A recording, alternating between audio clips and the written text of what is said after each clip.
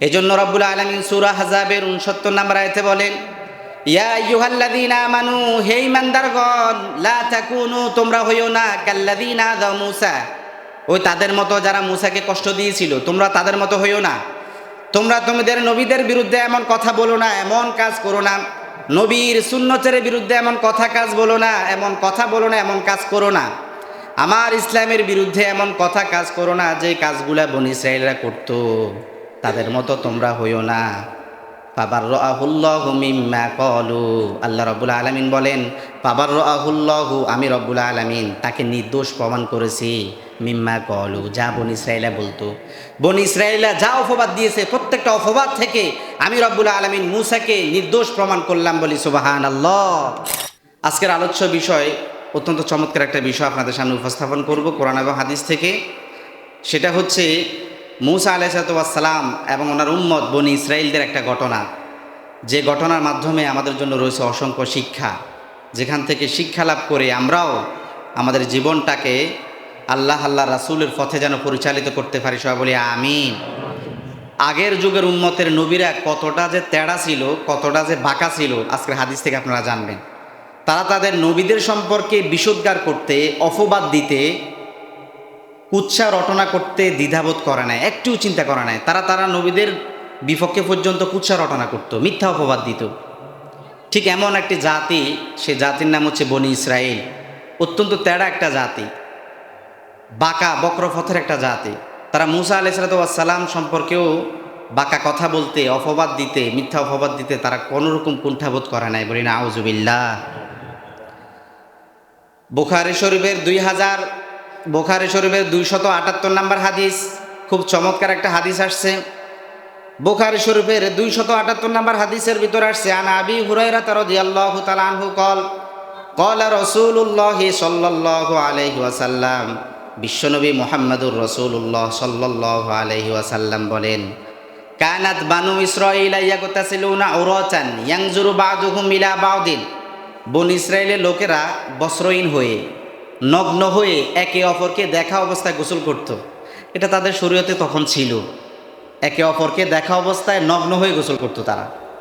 তো মূসা আলাইহিস সালাম তো জলিলুল কদর পয়গাম্বার, আল্লাহর প্রিয় একজন নবী, উনি তাদের সাথে ওইভাবে গোসল করতেন না, তারা যেভাবে গোসল করত। ওয়াকানা মূসা ইয়াগতাসিলু ওয়াহদাহু, মূসা আলাইহিস সালাম একাকী গোসল করতেন, তাদের সাথে গোসল করতেন না, তারা যেভাবে নগ্ন হয়ে গোসল করতেন। ফাকালু, ওই বনী ইসরাঈলের লোকেরা বলতে লাগলো, ওয়াল্লাহি, আল্লাহর কসম, মা ইয়ামনা মূসা আন ইয়াগতাসিলা মানা ইল্লা আন্নাহু আদার।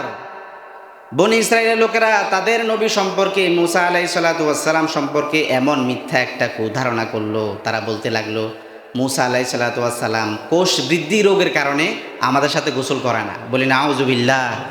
কোষ বৃদ্ধি রোগ, এটা হচ্ছে অন্ডকোষজনিত একটা রোগ, কারণ উলঙ্গ হলে তো বোঝা যায় মানুষের শরীরে কোন রোগ আছে। তো তারা তাদের নবী সম্পর্কে বলতে লাগলো যে কোষ বৃদ্ধি রোগের কারণে মূসা আলাইহিস সালাম আমার সাথে গোসল করেন না, বলেন নাউযুবিল্লাহ। অথচ উনি ওই রোগ থেকে নিষ্পাপ। তারা বলতে লাগলো যেহেতু তাদের সাথে গোসল করে না। একদিন মূসা আলাইহিস সালাম ফাযাহাবা মাররাতান ইয়াগতাসিলু ফাওয়াদাআ তাওবাহু আলা হাজারিন। একদিন মূসা আলাইহিস সালাম একাকী গোসল করার জন্য সেখানে গেলেন, একটা পাথরের উপর ওনার কাপড় রেখে গোসল করতেছেন। পাথরের উপর কাপড় রেখে উনি গোসল করতেছেন, এমন মুহূর্তে ফাফাররাল ফাজারু ফি তাওবিহি, পাথরের উপর যখন কাপড় রেখে উনি গোসল করতেছেন, ফাফাররাল ফাজারু বিসাওবিহি, পাথরটা কাপড় নিয়ে দিল দৌড়। মূসা আলাইহিস সালাম পানিতে নামছেন, আর ওই যে পাথরের উপরে যে কাপড় রাখছেন, পাথর কাপড় নিয়ে দৌড় দিলেন। মূসা আলাইহিস সালামও পিছনে পিছনে, ফাজামাহা মূসা ফি ইথরিহি, পিছনে পিছনে দৌড়াতে লাগলেন, পাথরের পিছনে পিছনে। ইয়াকুলু সাউবিয়া হাজারু, সাউবিয়া হাজারু, পাথরকে বললেন, ও পাথর আমার কাপড় দিয়ে যাও, আমার কাপড় দিয়ে যাও। কিন্তু পাথর তো মূসার কথা শুনে না, পাথর শুনে মূসার রবের কথা। কার কথা? মূসার রবে বলিয়েছে পাথরকে, ও পাথর, যারা আমার নবীকে নিয়ে বিষোদ্গার করতো, মিথ্যা অপবাদ দিত, যে রোগ আমি মূসাকে দেই নাই সেই রোগ সম্পর্কে তারা বলতেছে, যাও তাদের কাছে চলে যাও। এই অবস্থায় তারা আমার মূসাকে দেখুক যে আমার মূসার কোনো রোগ নাই। পাথর ধরতে আছে, পাথর কি আর মূসা আলাইহিস সালাম কথা শুনতেছে না। হাত্তা নাজারাত বানু ইসরাঈলা ইলা মূসা, ওইদিকে বনী ইসরাঈলা মূসার দিকে খেয়াল। মূসা যখন দৌড়ে দৌড়ে আসতেছে, পাথর আগে আগে সামনে, মূসা আলাইহিস সালাম পিছনে। তো যখন বনি ইসরায়েলদের কাছে আসলো, হাত্তা নাজারাত বানু ইসরায়েল ইলা মুসা, বনি ইসরায়েল লোকেরা মুসার দিকে তাকায় রয়েছে, আর মুসা আলাইহিস সালাম তাকায় রয়েছে পাথরের দিকে কাপড় নেওয়ার জন্য। সাথে সাথে বনি ইসরায়েলের লোকেরা বলল, ওয়াল্লাহি মা বিমুসা মিন বাসিন, আল্লাহর কসম মুসার কোনো রোগ নাই। বলি সুবহানাল্লাহ। যখন তারা এই অবস্থা দেখলো তখন বুঝে যে আসলে তো মুসার কোনো রোগ নাই। আর মুসা আলাইহিস সালাম তো অত্যন্ত রাগী মানুষ, অত্যন্ত গরম মানুষ। উনি ফাখাদা তাওবাহু ফদফিক দরবান বিল হাজারে, উনি পাথর থেকে কাপড়টা নিলেন, কারণ কাপড় তো তাদের সামনে গিয়ে, পাথরটা তাদের সামনে গিয়ে দাঁড়ায় গেল বনি ইসরায়েলের সামনে। উনি কাপড় ফোরে পাথরকে এমন ফিটানো দিতে লাগলো। আবু হুরায়রা রাদিয়াল্লাহু তাআলা আনহু বলেন, ইন্নাহু লানাদাবুন বিল হাজারি সিত্তাতুন আও সাবআতুন দরবান বিল হাজার। মুসা আলাইহিস সালাম রাগান্বিত হয়ে এমন ফিটালেন পাথরটাকে, পাথরের গায়ে 6 থেকে 7টা দাগ পড়ে গেল। বলি সুবহানাল্লাহ। তাহলে এই হাদিস থেকে আমরা বুঝলাম, বুখারী শরীফের 278 নম্বর হাদিস, যা আগের বনি ইসরায়েলের লোকেরা কতটা জালিম ছিল, কতটা তেড়া একটা জাতি ছিল, কতটা বক্র একটা জাতি ছিল। তাদেরকে সাবধান করে আল্লাহ রাব্বুল আলামিন আমাদেরকে বলতেছেন সূরা আহজাবের 69 নম্বর হাদিস, সূরা আহজাবের 69 নম্বর আয়াত। রব্বুল আলামিন সূরা আহজাবে আমাদেরকে জানিয়ে দিলেন, ইয়া আইয়ুহাল্লাযীনা আমানু লা তাকুনু কাল্লাযীনা আযাউ মূসা ফাবাররাআহুল্লাহু মিম্মা ক্বালু ওয়া কানা ইনদাল্লাহি ওয়াজিহা। এজন্য রব্বুল আলামিন সূরা আহজাবের 69 নম্বর আয়াতে বলেন, ইয়া আইয়ুহাল্লাযীনা আমানু, হে ঈমানদারগণ, লা তাকুনু, তোমরা হইও না, কাল্লাযীনা আযাউ মূসা, ওই তাদের মতো যারা মূসাকে কষ্ট দিয়েছিল, তোমরা তাদের মতো হইও না।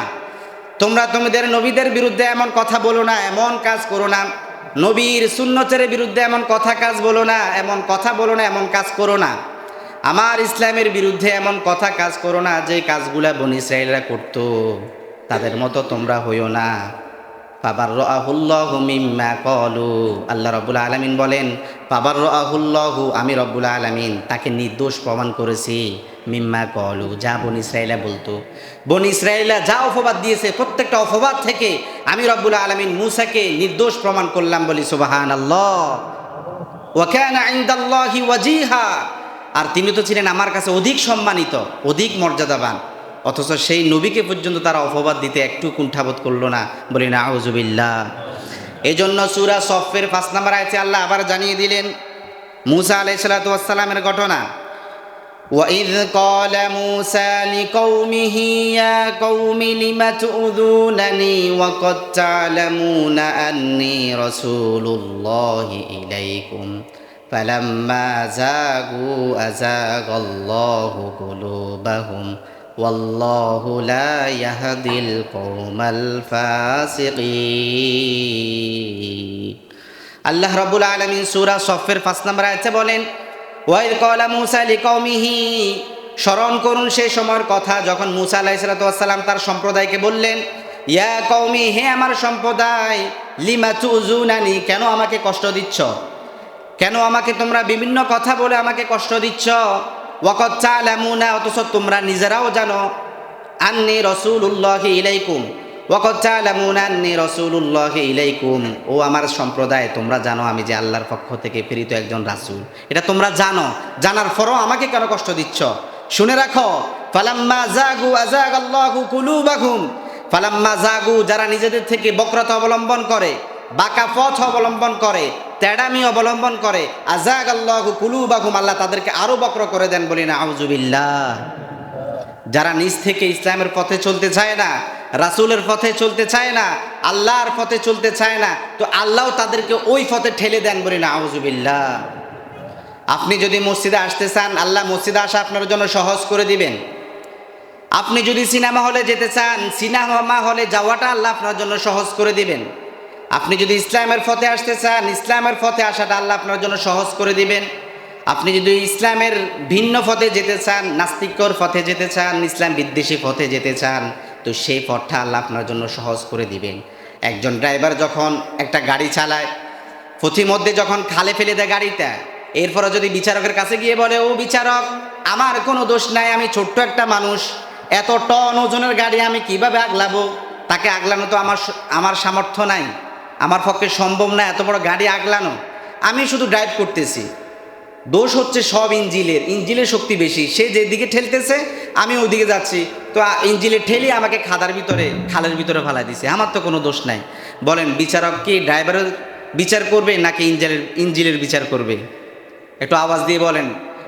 ড্রাইভারের কথা শোনার পর বিচারক কি ড্রাইভারের বিচার করবে না ইঞ্জিলের বিচার করবে? ড্রাইভারের বিচার করবে, বলবে বেয়াদব তুই বসিয়ে আসছ এমন জায়গায় যেটার মাধ্যমে তুই যেদিকে চাস ওইদিকে যেতে পারবি। ইঞ্জিলের কাজ হচ্ছে ঠেলা, তুই যেদিকে যাবি ইঞ্জিল তোকে ঠেলে ওইদিকে নিয়ে যাবে। তুই বাঁকা পথে গেছস, খালের দিকে গেছস, এই জন্য না ইঞ্জিল ঠেলে তোকে খালের ভিতরে ফালাই দিছে, ডুগার ভিতরে ফালাই দিছে, খালের ভিতরে ফালাই দিছে। ইঞ্জিলে তো কোনো দোষ নাই, দোষ তো সব তোর। ঠিক আল্লাহ রাব্বুল আলামিন কাজ হচ্ছে পথ দেখানো। আপনি যেই পথে যেতে চান আল্লাহ আপনাকে একটা মস্তিষ্ক দিয়েছে, একটা চিন্তা ভাবনা করার একটা মস্তিষ্ক দিয়েছে, জ্ঞান দিয়েছে। আপনি ওই জ্ঞান দিয়ে যেদিকে যেতে চান আল্লাহ আপনাকে ওই দিকে ঠেলে দিবে, বলি সুবহানাল্লাহ। এই জন্য রব্বুল আলামিন বলেন ওয়াল্লাহু লা ইয়াহদিল কওমাল ফাসিকিন, আমি রব্বুল আলামিন পাপাচারী সম্প্রদায়কে কখনো পথ দেখাই না, বলি নাউযুবিল্লাহ। পাপাচারী ব্যক্তিদেরকে আমি রব্বুল আলামিন কখনো পথ দেখাই না, বলি নাউযুবিল্লাহ। এই জন্য সূরা আহজাবের ৭০ নম্বর আয়াতে আল্লাহ রব্বুল আলামিন ওই আয়াতের পরে বলেন ইয়া আইয়ুহাল্লাযীনা আমানুত্তাকুল্লাহা ওয়া কুলু কাওলান সাদীদা। আল্লাহ রাব্বুল আলামিন বলেন ইয়া আইয়ুহাল্লাযীনা আমানু, হে ঈমানদারগণ, ইত্তাকুল্লাহ, আল্লাহকে ভয় করো, ওয়া কুলু কাওলান সাদীদা, সব সময় সঠিক কথাটা বলবা, সত্যের কথাটা বলবা, সহজ সরল কথাটা বলবা। মূসার জাতির মতো বাঁকা কথা বলবা না, মূসার জাতির মতো তেড়া কথা বলবা না, মূসার জাতির মতো তারা তাদের নবীদেরকে যেভাবে বিদ্বেষপূর্ণ কথা বলে কষ্ট দিয়েছে তেমন কথা বলবা না। কুলু কাওলান সাদীদা, সহজ সরল সত্যের পথে কথা বলবা। ইউসলিহ লাকুম আমালাকুম, ও আমার বান্দারা, তোমাদের জন্য একটা সংশোধনের সময় আছে। মৃত্যুর আগে তোমাদের যদি বুঝে আসে তাহলে তোমাদের সংশোধনের একটা সময় আছে। ইউসলিহ লাকুম আমালাকুম, যদি তোমরা তোমাদের আমলগুলোকে সংশোধন করে নাও, ওয়া ইয়াগফির লাকুম যুনুবাকুম, তাহলে আমি রব্বুল আলামিন তোমাদেরকে ক্ষমা করে দিব, বলি সুবহানাল্লাহ। আমরা যদি নিজেদেরকে সংশোধন করে নেই তাহলে আল্লাহ রাব্বুল আলামিন আমাদের পূর্বের যে গুনাহগুলো সেই গুনাহগুলো ক্ষমা করে দিবেন, বলি সুবহানাল্লাহ। এরপর রাব্বুল আলামিন বলেন ওয়া মান ইউতিইল্লাহা ওয়া রাসূলাহু ফাকাদ ফাযা ফাওজান আযীমা। ও আমার বান্দারা শুনে রাখো, ওয়া মান ইউতিইল্লাহা ওয়া রাসূলাহু, যারা আল্লাহ রাসূলের ইতাআত করে, অনুসরণ করে, সর্বক্ষেত্রে আল্লাহর হুকুম রাসূলের সুন্নাহ মেনে চলে, ফাকাদ ফাযা, তারাই হচ্ছে সফল কাম। দুনিয়ার কোনো সফলতা নয়, ফাওজান আযীমা, মহা সাফল্য তারা লাভ করে, বলি সুবহানাল্লাহ। দুনিয়ার সামান্য কোনো পদ পদবি না, দুনিয়ার সামান্য কোনো ইমামতি না, কোনো মুয়াজ্জিনি না, দুনিয়ার সামান্য কোনো মেম্বারই না, চেয়ারম্যানই না, দুনিয়ার সামান্য কোনো এমপি না, মন্ত্রী না, প্রধানমন্ত্রী না, দুনিয়ার এই সামান্য কোনো সফলতা নয়।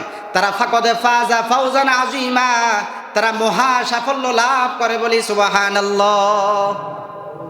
দুনিয়ার সামান্য সফলতা নয়, মহা সফলতা লাভ করে যদি তারা আল্লাহ এবং তার রাসূলের পথে পরিচালিত তাদের জীবনটাকে করে।